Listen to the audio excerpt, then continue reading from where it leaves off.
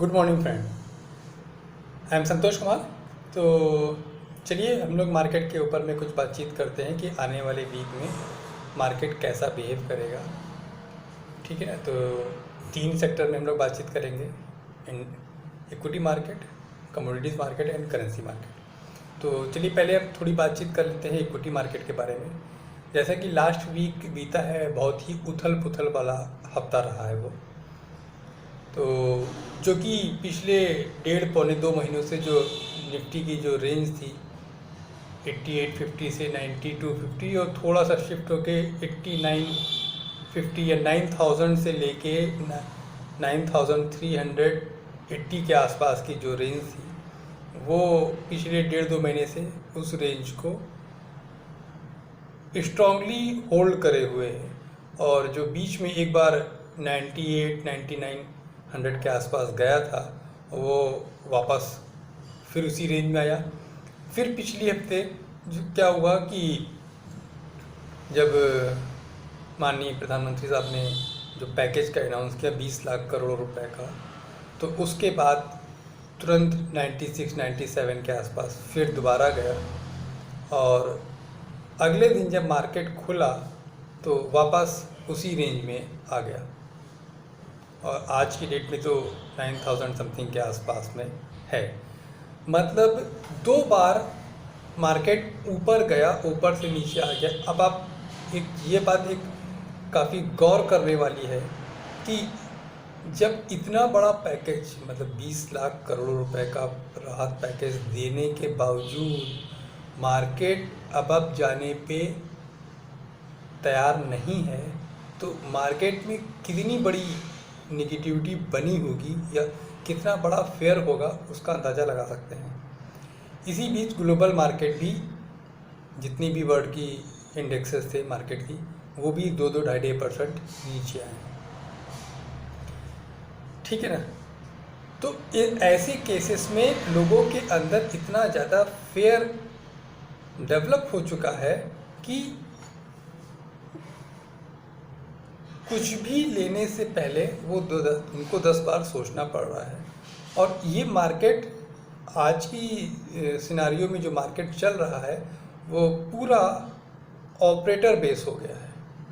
मतलब जो वो 8000 से ऊपर गया था, उसका भी, उसके पीछे भी कई रीज़न हो सकते हैं, लेकिन मेरा मानना, मेरी अपनी खुद की सोच ये थी या है कि शायद जो कोरोना वायरस के कारण या क्रूड ऑयल का इतना नीचे आने के कारण जो मार्केट एकदम से 2-2-2.5 हज़ार पॉइंट नीचे गिरा था, अगर आपको याद होगा तो 4000-5000 पॉइंट सेंसेक्स गिरा है 1-2 दिन के अंदर ना। इतनी हड़बड़ी में जो सेलिंग आई थी, तो कुछ बड़े एफआईज या म्यूचुअल फंड वाले या जो फाइनेंशियल इंस्टीट्यूट हैं, वो एग्ज़िट नहीं कर पाए थे अपने डिलीवरी बेसिस। तो उनको एग्ज़िट करना था, तो उनको एग्ज़िट करने के लिए मार्केट ऊपर जाएगा तो रिटेल इन्वेस्टर आएगा इसमें दोबारा, तो ही तो वो एग्ज़िट कर पाएंगे।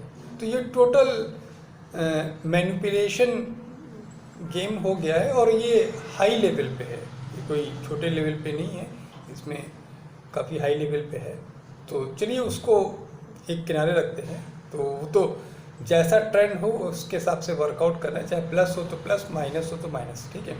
तो ये तो समझ में आ रहा है कि मार्केट अब ऊपर जाने में उसको, जब तक वो 10,000 को स्ट्रांगली ब्रेक करके ऊपर जाके एक आध हफ्ते सस्टेन नहीं करेगा, तब तक मार्केट में बुल रन आने से रहा। ठीक है। अब बात करते हैं नीचे का स्तर। तो जो सिनारियो बना हुआ है, या गोल्ड का प्राइस फ्राइडे को जो हुआ है 1750 को टेस्ट किया, इंडिया में 47,000 के आसपास में प्राइस गया है, या जो सिनारियो दिख रहा है, इसका मतलब ये है कि अब मार्केट जो है वो यू टर्न लेके नेक्स्ट 1 से 2 हफ्ते के अंदर वो नीचे की तरफ मूव करेगा, मतलब कि 8000 की तरफ मूव करेगा। जब वो 8000 के आसपास मूव करेगा तो एक हल्का सा वो एक सपोर्ट रहेगा, और उस सपोर्ट के तोड़ते ही मार्केट काफ़ी तेज़ी से नीचे जा सकता है। ठीक है ना। तो अब हम लोगों को क्या करना चाहिए, ट्रेडर को क्या करना चाहिए कि जब आप लोगों ने देख लिया कि 2 बार ऊपर जाने की कोशिश की और वो नहीं जा पाया, तो हम लोगों को करना ही चाहिए कि एबव एंड कितना है, जो मैक्सिमम जो रेंज है वो 9450 के स्टॉप लॉस को लेते हुए सेल करना चाहिए। और अगर 9000 के ऊपर है तो वो स्टॉप लॉस शिफ्ट होकर 9250 हो जाएगा ना, इस पे होना चाहिए। तो ये एक, अगर ये रेंज मतलब अगर 8850 तोड़ता है तो नीचे की तरफ तेज़ी से मूव करेगा, या 9250 तोड़ेगा तो फिर हो सकता है कि 94 तक वहाँ पे जाए। तो जब तक इस रेंज को नहीं तोड़ेगा ऊपर साइड में या नीचे साइड में, तब तक वर्कआउट नहीं करना। नीचे साइड में तो टूटने की ज़्यादा संभावना है। ठीक है ना। मेरे पॉइंट ऑफ व्यू से अगर देखेंगे तो सर नेक्स्ट वीक में ये रेंज तोड़ के नीचे की तरफ मूव करेगा और नेक्स्ट 15 डेज़ के अंदर ये 8000 के आसपास वापस खड़ा होगा। ठीक है। तो जब अब उसके 8000 के बाद की बात नहीं करते हैं, तो अभी तो पहले हमें नेक्स्ट वीक की बात करते हैं। तो नेक्स्ट वीक में 9250 के स्टॉप लॉस या 9280 के स्टॉप लॉस के साथ में हम लोग उसको सेल करेंगे। ठीक है। Same as it is bank Nifty है। बैंक निफ्टी ज़्यादा नेगेटिव शो कर रहा था, लेकिन अभी करंट सिनारियो में निफ्टी ज़्यादा नेगेटिव शो करेगा। ठीक है।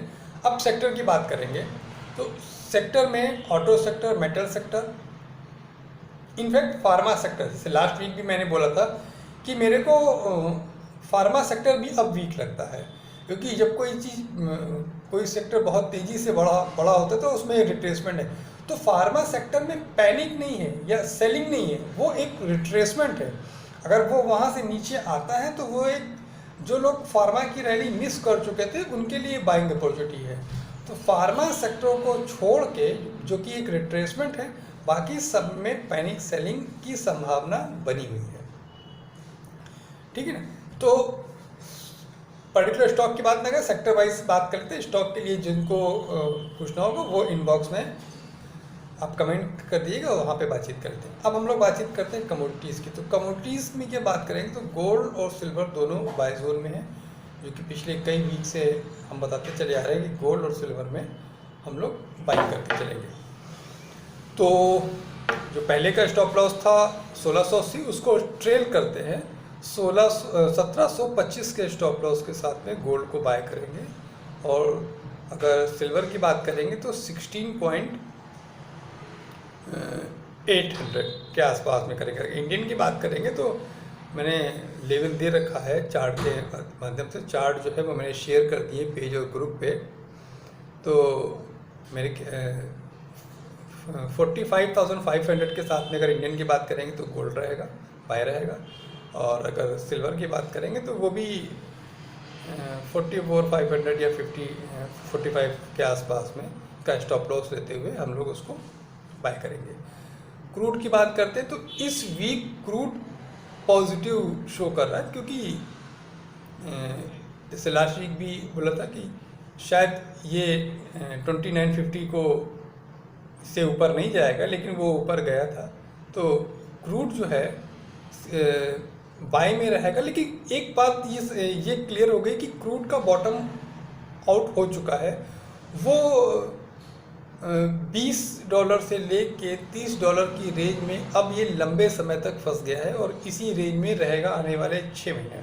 इधर $2-4 ऊपर नीचे होगा, मतलब देखा जाए, लेकिन इसका ब्रेकआउट अबव साइड में तभी होगा वो जब 38-40 के ऊपर निकलेगा। अदरवाइज ये लंबे समय के लिए यहाँ पे फंस गया है। बॉटम आउट इसलिए कह सकते हैं कि जिस समय सारी पूरी दुनिया की कंट्रियाँ में लॉकडाउन लगा था, अब धीरे धीरे सिचुएशन काफ़ी बेटर होती जा रही है और लोग निकल रहे हैं। तो जैसे कि छूट मिल रही है, अगर एक कंपैरिजन इंडिया से करें तो इंडिया में भी थोड़ी बहुत छूट मिल गई गाड़ियों के चलने लगी, तो पेट्रोल की खपत थोड़ी बहुत होने लगी है ना। तो उस वजह से क्रूड के ऊपर बॉटम हो चुका है। तो इसका मतलब ये है कि जो क्रूड ऑयल एंड गैस से रिलेटेड कंपनियां थी उनका भी बॉटम आउट हो चुका है। उनको भी आप अपने पोर्टफोलियो में SIP के रूप में डाल सकते हैं। हालांकि ये तो एक अलग टॉपिक है जिसको मैंने पोर्टफोलियो के प्रोजेक्ट के नाम पे मैंने कुछ 40-50 स्टॉक सेलेक्ट किए हैं और उसमें से दिया था, तो उसकी बात चलिए उस वाले जब वीडियोस में करेंगे तब कर लेंगे। अब बात करते हैं करेंसीज़ की। तो करेंसीज़ में डॉलर स्ट्रॉन्ग है, जो कि डॉलर इंडेक्स अभी 100 पॉइंट समथिंग के आसपास चल रहा है। मेरे को डॉलर स्ट्रॉन्ग लग रहा है। पिछले लास्ट वीक भी मैंने बोला था, मेरे को डॉलर जो है 111 112 के आसपास जाता हुआ दिख रहा है आने वाले कुछ महीनों में। तो अगर डॉलर स्ट्रॉन्ग है तो अपनी करेंसी वीक होगी। और जब क्रूड ऑयल इतना आने वाले लास्ट कुछ हफ्तों से जब बहुत लो लिया था, उसके बावजूद भी अपनी करेंसी में कोई रिकवरी नज़र नहीं आई। तो अब तो क्रूड ऑयल से भी थोड़ा बहुत कोई सपोर्ट तो मिलना नहीं है, कि जो पहले मिलना था उतना तो मिलना नहीं। अब जो भी जैसे जैसे होगा वो डंडी देगा। और डॉलर को जब हम देख रहे हैं कि 111 112 के आसपास आने वाले कुछ महीनों में, तो उस केसेस में क्या है कि अपनी करेंसी वीक रहने वाली है आने वाले कुछ हफ्तों या कुछ महीनों के लिए, ये मोटा मोटा मान लीजिए। तो 75.20 के स्टॉप लॉस के साथ में हम लोग उसको बाय करेंगे। अब इस वीक मतलब आने वाली एक हफ्ते 2 हफ्ते के लिए यूरो निगेटिव रहेगा, तो जीबीपी आईएनआर सेल और यूरो आईएनआर सेल और एओडी आईएनआर भी सेल रहेगा। तो बाय में क्या रहेगा, बाय में जो अपने पेयर है यूएसडी आईएनआर बाय में रहेगा और जेपीवाई आईएनआर बाय में रहेगा। तो 2 करेंसी अपनी बाय जोन में रहेंगी, बाय करके चलेंगे, और बाकी की 3 करेंसी यूरो, जीबीपी और एयूडी हम लोग सेल करके चलेंगे। ठीक है ना। तो और अगर किसी को कुछ क्वेरी हो कुछ हो तो आप लोग उसके ऊपर में बातचीत इनबॉक्स कर दीजिएगा, तो उनके जवाब दे दिए जाएंगे वहाँ पे। स्टॉप लॉस का विशेष ध्यान रखिए, क्योंकि आने वाले हफ्ते में वॉलेटिलिटी बहुत स्ट्रॉन्ग रहने वाली है और सेलिंग प्रेशर काफ़ी रहने वाला है। तो स्टॉप लॉस का विशेष ध्यान रखिए। स्टॉप लॉस जो होता है वो आपकी कैपिटल को सेव करने का काम करता है। ठीक है। और ग्रुप में जो मैं कई हफ्तों से बोलता चला जा रहा हूँ, जितने भी स्पैमर होते हैं उनको, जो भी ग्रुप में आए उसको, उन लोगों को बैन करें और उनको रिपोर्ट टू एडमिन करेंगे तो फिर उनको ब्लॉक करने में आसानी होगी। तो चलिए इस वीक के लिए इतने ही रखते हैं, बाकी का जैसा कुछ सिनेरियो होगा तो नेक्स्ट वीक डिस्कस करेंगे। नमस्कार।